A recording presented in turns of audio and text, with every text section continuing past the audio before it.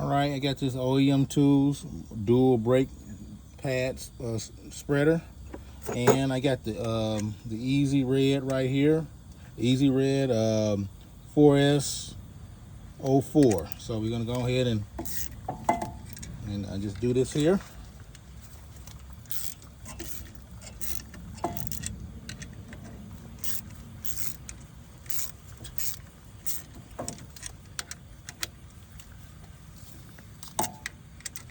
This takes a 1/2 inch. This is 1/2 inch right here.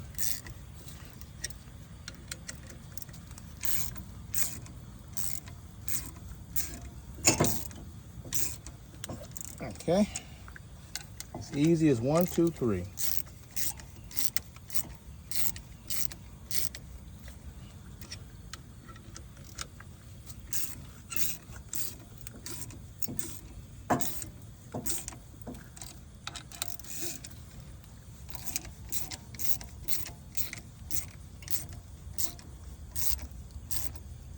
Go.